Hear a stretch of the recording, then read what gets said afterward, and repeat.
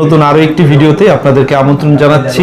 Interior design করতে চান, আপনার বাড়িটিকে স্বপ্নের মতো করে সাজাতে চান, জাস্ট ফেয়ার ফেসের একটা স্কিন কোট করেছি। এখানে একটা পকেট ডোর করেছি একটা আমরা স্লাইডিং, আর এটা আমাদের একটা ওপেন কিচেন।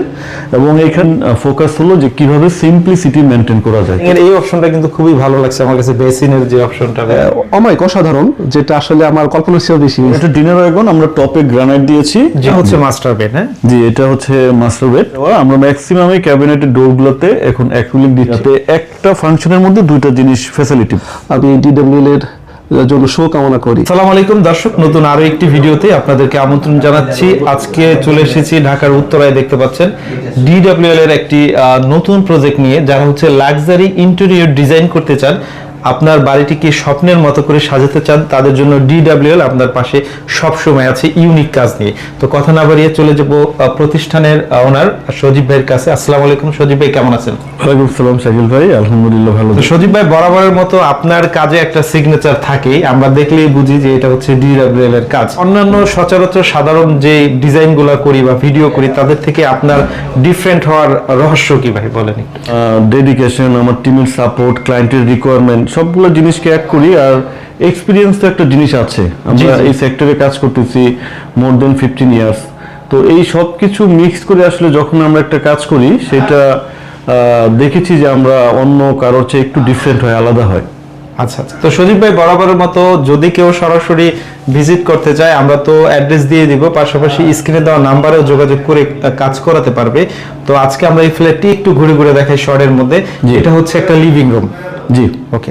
লিভিং রুমে সাধারণত কি ধরনের কাজ হয়েছে যদি একটু ধারণা দিই। লিভিং বা বিল্ডিংটা আমাদের ফুললি কমপ্লিট হয় নাই, কিন্তু আমরা চেষ্টা করেছি যে ধরেন টাইমলি একটা কাজ শেষ করা। কারণ একটা কাজ যদি টাইমলি শেষ করা যায়, একটা ক্লায়েন্ট যদি যেই বাসায় আপাতত ভাড়া থাকতেছে, তার 1 মাসের ভাড়াও যদি সেভ হয়, তো অসুবিধা কি? জি জি। এর জন্য আমরা দেখলাম যে কাজটা হয়তো বিল্ডিংটা কমপ্লিট হয় নাই, বাট এই ফ্ল্যাটটা হয়তো কমপ্লিট করা সম্ভব উইদিন দিস টাইম।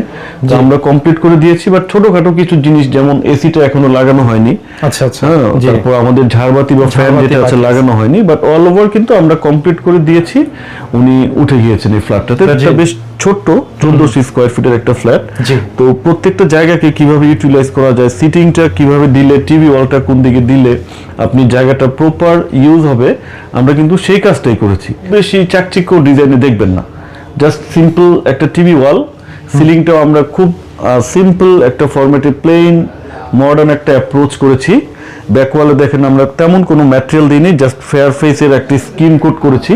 হয়তো উনি যখন চাবে কিছু পেইন্টিং দিতে পারে, এছাড়া কিন্তু আর মানে তেমন আহামরি কিছু কাজ নেই। তো এই সিম্পলিসিটি হচ্ছে আমাদের কাজের একটা মেইন থিম, এবং এই সিম্পলিসিটির জন্য কিন্তু দেখবেন যে আমাদের কাজগুলা অন্যান্যদের চেয়ে একটু ডিফারেন্ট হয়ে ওঠে। বলেছিল যে কিভাবে এই ছোট্ট বাসাটাকে খোলামেলা করা যায়। তা আমরাও সবসময় চেষ্টা করি যে একটা ইন্টেরিয়র করলে কিভাবে প্রজেক্টটাকে খোলামেলা রাখা যায়। তো দেখেন যে এখানে আমরা একটা ডিজাইন করেছি। এই ডিজাইনটাতে একটা এইদিকে প্যানেলিং আছে, এইদিকে একটা ডিজাইন আছে, এবং এখানে একটা পকেট ডোর করেছি একটা আমরা স্লাইডিং। এটা যদি আমরা টান দেই, তাহলে কিন্তু ঠিক এটা ক্লোজ হয়ে যাচ্ছে। তখন কি সুবিধা হচ্ছে? সুবিধা হচ্ছে যে আপনি ধরেন ডাইনিং এ কেউ বসেছেন, একটা গেস্ট আসছে, তখন কিন্তু একটা প্রাইভেসি মেনটেন করা সম্ভব। আবার আপনি এখানে যে এসিটা দিবেন, এসিটাও কিন্তু আপনার অল্প জায়গায় অল্প সময় ঠান্ডা হবে, এই সিম্পল একটা সলিউশনের জন্য। আবার এইটা যাতে বাসাটাকে 2 ভাগে ভাগ না করে, সেজন্য আমরা কি করলাম, এরকম একটা পকেট করে এটাকে আমরা সিম্পলি জাস্ট এটার ভিতরে ঢুকিয়ে দিলাম। তো একদম পুরো বাসাটা এই দিক থেকে ওই দিকে লং মনে হচ্ছে। হ্যাঁ, মানে এই দিক থেকে বাতাস ঢুকলে ওই দিক থেকে বের হয়ে যায়, এরকম একটা জিনিস। ঠিক আছে। তো সজীব ভাই, আমরা একটু ডাইনিং এ একটু ধারণা দিয়ে দিই। ডাইনিং এর এই অপশনটা কিন্তু খুবই ভালো লাগছে আমার কাছে, বেসিনের যে অপশনটা।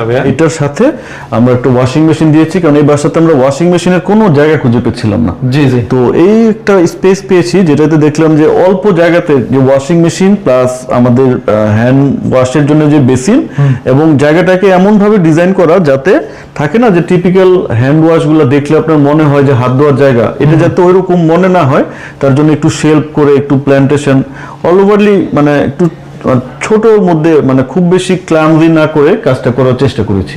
ওকে। তো এখানে হচ্ছে বরাবরের মতো ডিনার বাগান থাকছে। এটা হচ্ছে আপনার অ্যাক্রিলিকের উপরে আপনাদের বোর্ডগুলো। জি, আমাদের এটা ডিনার ওয়াগন, আমরা টপে গ্রানাইট দিয়েছি, আর এই বোর্ডটা হচ্ছে আমরা প্লাইয়ের উপরে অ্যাক্রিলিক দিয়েছি, এবং এটা কিন্তু কালার ম্যাচ করে, টাইলসের সাথে ম্যাচ করে আমাদের এটা কি হবে বা এটা কি হবে, এভরিথিং ম্যাচ। এবং এইখানে অনেকেই দেখেছি আমরা মিরর দেন বা টাইলস দেন, আমরা কিন্তু এখানে ফেয়ার ফেস দিয়েছি। জি জি, হ্যাঁ, যাতে খুব বেশি আপনার ক্লামজি মনে না হয়, ঠিক আছে, ফেয়ার ফেস দিয়েছি। এখানে ওভেন হবে, ওভেনের জন্য একটা সকেট দেওয়া আছে, এবং এই জিনিসগুলো খুব ইম্পর্টেন্ট। অনেক সময় দেখা যাচ্ছে কাজ করে দিছি আমরা, ওভেন থাকলে সেখানে সকেটের লাইন থাকে না, পাওয়ার থাকে না। জি, এই ভুলটা সবারই হয়। জি, তো এগুলো কিন্তু আমরা একটু চেষ্টা করেছি। আপনার বরাবর তো প্রত্যেকটা সিলিং এ সিম্পলের মধ্যে কাজ হয় বেশি, তাই না?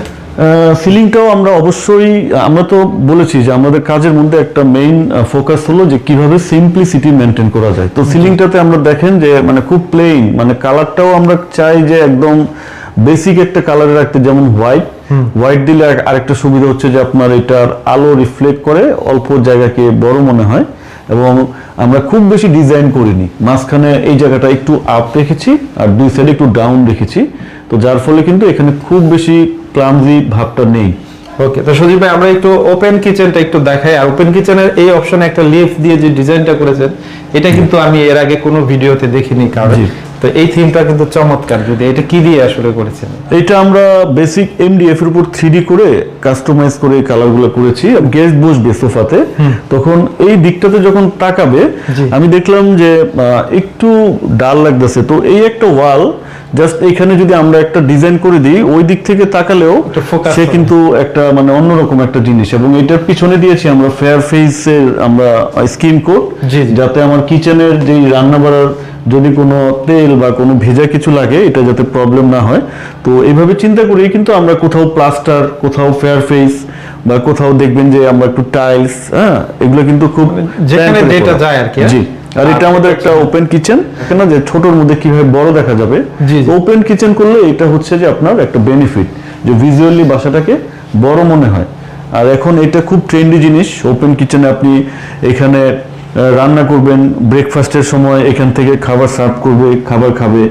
তো এই জিনিসগুলা মানে ছোট হলেও খুব ওয়ার্কেবল। আর বাসাটাকেও দেখতেছেন যে ছোট বাসা কিন্তু খুব বড় বোঝা যাচ্ছে না, মানে সব দিক দিয়ে খোলামেলা লাগছে এবং দেখতে বেশ ভালো লাগছে। আর কালার কম্বিনেশনের আসলে বারবার বলতে হয় যে ডিডব্লিউ এর বরাবরের মতো কালার। এবং কালারটা নিয়ে আমি আরেকটা জিনিস বলি শাকিল ভাই, এখানে প্রত্যেকটা জিনিস, যেমন টাইলসের সাথে আমাদের মার্বেলের টপ কি কালার হবে, এটার সাথে আমাদের এই চেয়ারটা কি কালার হবে, আমাদের সোফাটা কি কালার হবে। এবং আমরা এখানেও যেমন গ্রানাইটটা দিয়েছি, এটাও আমরা যেহেতু হোয়াইট বেস কাজ করেছি, এখানে আমরা অন্য তেমন কোনো কালার করিনি, হোয়াইটের সাথে গ্রে একটা মিক্স টোন, এবং এটাও একটু গ্রে কালারের। তো এই প্রত্যেকটা কালারে কিন্তু আমাদের একটা কালার কম্বিনেশন আছে। ওকে, তো সজীব ভাই আমরা হচ্ছে যেহেতু এখানে 3 থেকে 4টা বেডরুম আছে, আমরা একটা বেডরুমের একটু ধারণা দিয়ে দিই, বেডরুম গুলাতে কি ধরনের কাজ করেছেন ভাই?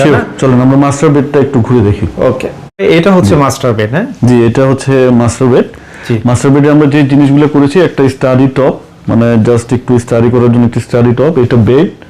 আর এটা হচ্ছে যে আমাদের ড্রেসিং টেবিল, এবং ড্রেসিং টেবিলটাকে আমরা যেহেতু সাইড টেবিল দিতে পারিনি, দেখেন যে ড্রেসিং টেবিলটাকে এমন ভাবে করেছি যাতে যদি মোবাইল উনি এখানে রেখে এখান থেকে চার্জ দিতে পারবেন, যাতে একটা ফাংশনের মধ্যে দুইটা জিনিস ফ্যাসিলিটি পান, যেহেতু ছোট জায়গা সবকিছু তো ইউজ করতে হবে। জি জি জি। আর এটা হচ্ছে যে এটা হচ্ছে টিভি রাখার জন্য, আমরা তেমন কোনো প্যানেলিং করিনি, আমরা জাস্ট ওয়ালটাকে একটু মানে ডিফারেন্ট একটা কোটিং করে এটার উপরে টিভি দিয়ে দিয়েছি। ডব্লিউপিসি ডোর দিয়ে আমরা হোয়াইট কালার করে দিয়েছি, কারণ ওই যে আপনি জানেন যে আমাদের পুরো জিনিসটাতে আমরা একটা কালারের একটা যে বিষয় সেটা ম্যাচ করার চেষ্টা করি। এটার মধ্যে যদি একটা উডেন কালার ডোর থাকতো তাহলে পুরো ডিজাইনটাই মনে হয় মাটি হয়ে যেত। উডেন কালার দিলে আসলে মেইনটেইন করা যায়, সেটার সাথে ম্যাচ করে আপনার অন্য কিছু আবার করব। আমরা আসলে এই হোয়াইট থিমে কাজ করা বা প্লেন থিমে কাজ করাটা একটু আমাদের ফরম্যাট স্টাইল, আমরা এটা পছন্দ করি আর কি। ওকে ওকে, তো একটু ক্যাবিনেটটাও দেখাই দিই। ক্যাবিনেট এটা হচ্ছে আমাদের অ্যাক্রিলিকে দেওয়া, আমরা ম্যাক্সিমামই ক্যাবিনেটের ডোরগুলোতে এখন অ্যাক্রিলিক দিচ্ছি, কারণ শাইনি মানে রাদার দেন অন্য ম্যাটেরিয়াল বা ডোকো, এবং মেইনটেনেন্স ফ্রি থাকে, তো আমরা এটা দিচ্ছি।